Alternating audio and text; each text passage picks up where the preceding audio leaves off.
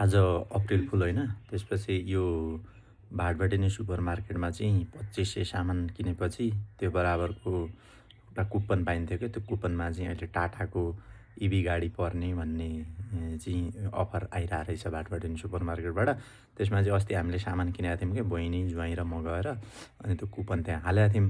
अब आज अप्रिल फुल मनाउन लाग्छु म बहिनीलाई यसो कल गरेर, भाटबटेनी सुपरमार्केटबाट हो, तपाईँलाई चाहिँ इभी गाडी परेको छ, लिन आउनु होला भनेर कल हान्न लागेको। कस्तो रियाक्सन आउँछ हेरौँ है त। हाम्रो स्क्रिप्ट चाहिँ यहाँ छ।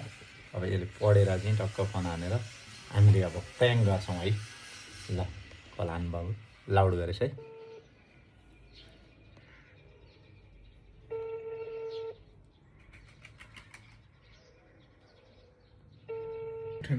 माफ गर्नुहोला, तपाईले डायल गर्नुभएको नम्बर फेरि ट्राई गर्दैछु। हेलो रवि बोडले बोल्दै हुनुहुन्छ? हजुर भन्नु न। म भाटबटेनी सुपर मार्केटबाट। हजुर तपाईँहरूले कुपन राख्नुभएको रहेछ। हजुर तपाईँहरूलाई बधाई छ, तपाईँले इभी गाडी जित्नुभयो। इभी गाडी जित्यो? हजुर अहिले 10 बजे कोटेश्वर भाटबटेनीमा भिजिट गर्नु होला। ए हस् हस् सर, बधाई छ तपाईँलाई फेरि पनि। हस् धन्यवाद धन्यवाद धन्यवाद।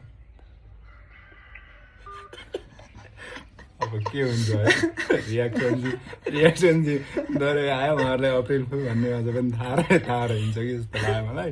ल अब रियाक्सन के आउँछ है त। हजुर हजुरलाई चाहिँ इलेक्ट्रिक स्कुटर परेको छ, बधाई छ। अहिले चाहिँ यसो थाहा पाइसक्नु भएको जस्तो छ अप्रिल फुल हो भन्ने। कल गरेर उल्टा हामीलाई अप्रिल फुल मनाउँदै हुनुहुन्छ कि इलेक्ट्रिक स्कुटर परेको छ भनेर है। कसले थाहा पायो भन्नु त।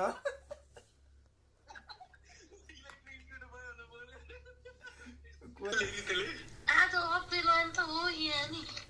मुखीहरूलाई के प्रेम गर्ने लागेर सोधिरहेको थिएँ क्या नि। अब कलवालाई गरे नि पत्यान हुनु होला। होस्टेल जान्छु भनेर गर्छु सोधिँदै थिएँ। नाइ पहिला त हो पत्ताउनु आएको थियो त, पत्ता जस्तै पुरा हो। ल पत्ताउनु आएर रहेछ जे